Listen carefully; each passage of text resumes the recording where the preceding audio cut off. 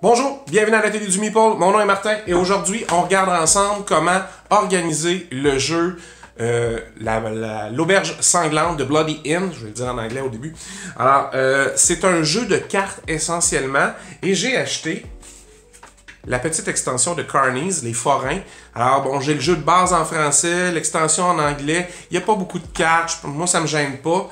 Je le trouvais pas de toute façon, je voulais pas payer des frais extraordinaires pour le faire venir de France juste pour avoir, alors qu'il était ici, là, facile de trouver, pas cher. Alors, ce que j'ai joué récemment, puis je me suis rappelé que là, c'est un petit jeu le fun, pas trop long, c'est sympathique. Le thème est un peu lugubre, mais c'est très rigolo à jouer. Alors, je me dis, je vais l'arranger parce qu'à chaque fois, je sais pas quelle carte va où, puis comment on fait tout ça, comment on fait le setup. Ah oui, ça, faut retirer des cartes, tout le kit. Alors là, je me suis dit, je vais mettre les paquets de cartes ensemble, puis tant qu'à faire, ben, je vais l'origamiser. Alors, ce rangement-là est entièrement fait en origami. Alors, quand même, c'est intéressant pour ça aussi.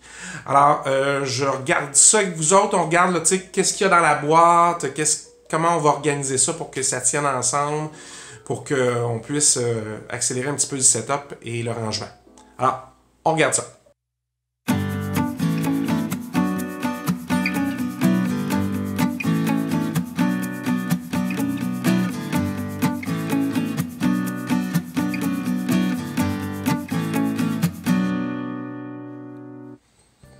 OK, ben regardons ensemble ce qu'il y a dans l'auberge sanglante. C'est essentiellement un jeu de cartes. Alors, il n'y a pas tant de choses que ça. Vous avez les livres de règles. Vous avez le petit plateau de joueurs où, à un endroit, les visiteurs arrivent. Les différentes chambres chaque côté. La piste où vous allez compter l'argent que vous allez réussir soit à leur dérober ou qu'ils auront payé s'ils ont survécu à leur passage. L'endroit où les paysans vont, c'est-à-dire la taverne. Et l'endroit à l'autre bout du plateau où les visiteurs vont ressortir le lendemain matin.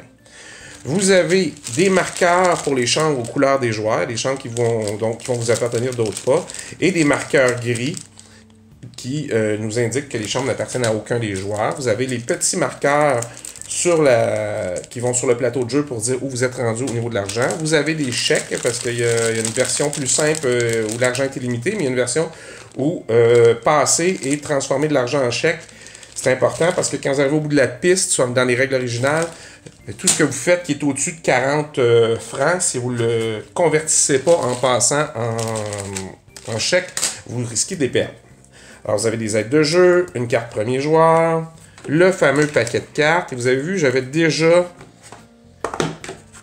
replié le premier insert qui était dedans pour mettre la boîte d'extension. Vous avez les cartes avec les différents visiteurs qui vont passer, alors qui sont de toutes sortes.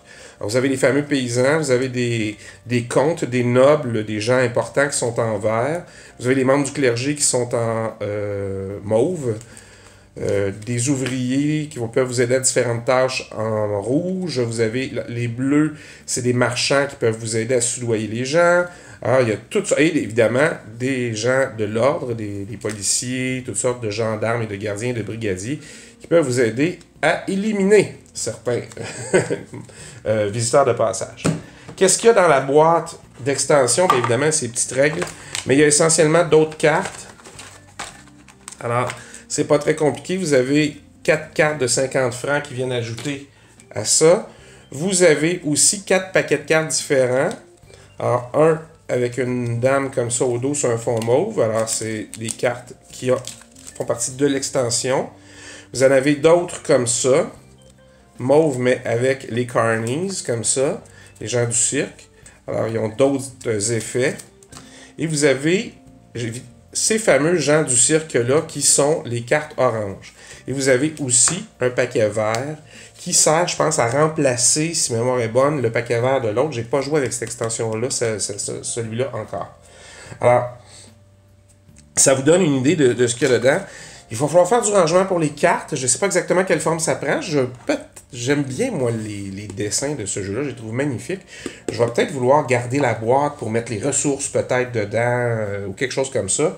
Alors, elle prend quand même la moitié en hauteur et laisse une petite section à côté. Je verrai ce que je mets dans chaque affaire. Fait que, je vous laisse avec ça. Je pense à mon affaire puis je vous reviens avec mes solutions. Alors, je vous montre ce que j'ai fini par faire pour l'auberge sanglante. Je suis allé très simple. Hein?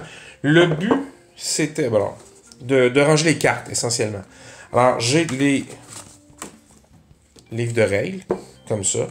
J'ai mis ici le petit plateau. On pourrait le mettre dans l'autre sens, ça n'a pas d'importance. Mais ici, le paquet est plus haut. Faut que je le mette dans ce sens-là. Ça rentre un peu juste, mais ça donne du corps à la boîte. C'est pas bête pendant le transport.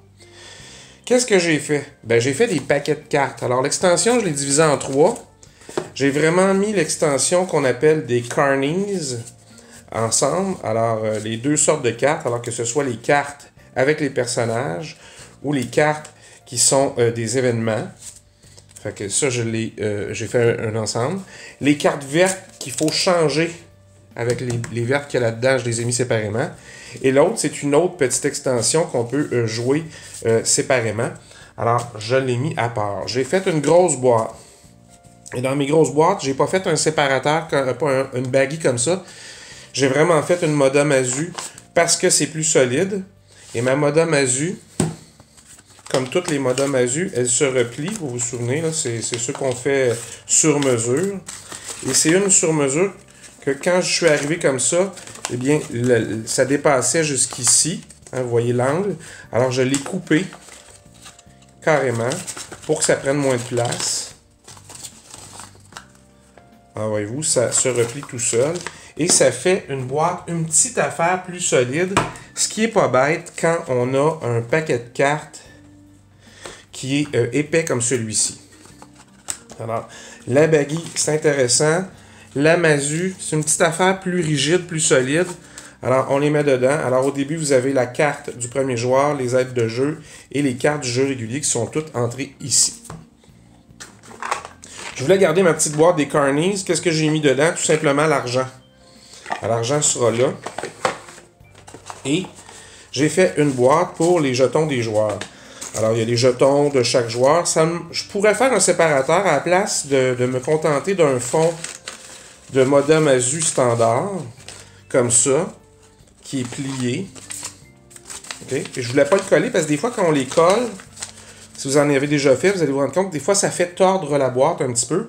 Alors, tout ce que j'ai fait, c'est que j'ai pris les mesures du fond, puis avec un restant que j'avais, j'ai fait une petite corolle. C'est-à-dire, on prend les mesures, ils vont pas jusqu'au bord, mais on peut prendre la mesure à chaque fois de la hauteur, puis on les plie.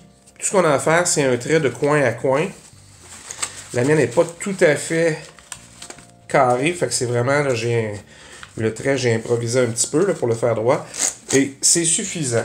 On me dirait que ça fait quand même une boîte assez grande pour si peu de choses dedans. Même chose pour les carnies ici, pour l'argent.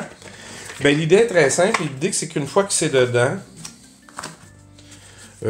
tout simplement, ben, tout est stable. Alors ça rentre comme ça ici. Et vous allez vous promener avec votre boîte et jamais rien va bouger. Tout simplement, on réemballe comme ça. Et tout est dedans et rien bouge. C'est un peu ça le but, hein? Alors, rangement pour The Bloody Inn. On inclut The Carnies, les forains dans la boîte. C'est pas très difficile, là. Vous auriez pu mettre des élastiques sur vos cartes. Les cartes sont de bonne qualité. Moi, je les ai slivées. C'est dans les premiers jeux que j'ai achetés. Alors, je jouais un peu plus au début. Là, c'est plus rare que je joue, mais je les avais slivés à l'époque. Est-ce que c'est nécessaire? Probablement pas. Ça vous fera plus de place dans la boîte si vous ne l'avez pas slivé. Mais moi, j'ai tout prévu. Ça rentre pour des sleeves. Alors, il n'y a pas de problème. C'est des sleeves de bonne qualité à l'époque. J'avais payé le gros prix. Alors, quelques plis. Pas trop long à faire, rangement efficace. J'espère que ça va aussi vous donner des idées pour d'autres jeux de cartes. Des fois, on a des petits jeux, la boîte est un peu grosse, mais les cartes se mélangent. On ne veut pas mettre d'élastique pour pas que ça fasse des marques sur nos cartes. C'est une bonne solution. Quelques boîtes, des Mazu, des Moda Mazu sur mesure, là, des Mazu sur mesure, ou bien quelques petites boîtes baggy, puis ça marche super bien. Alors, j'espère que vous avez apprécié. N'hésitez pas, si vous avez des questions, des commentaires, laissez-les sous la vidéo. Vous pouvez vous abonner à la chaîne, comme toujours. Vous pouvez activer la petite cloche pour savoir quand est-ce que la prochaine vidéo va sortir. Ça me fait toujours plaisir de répondre à vos questions. En attendant, on se revoit la prochaine fois. Amusez-vous bien.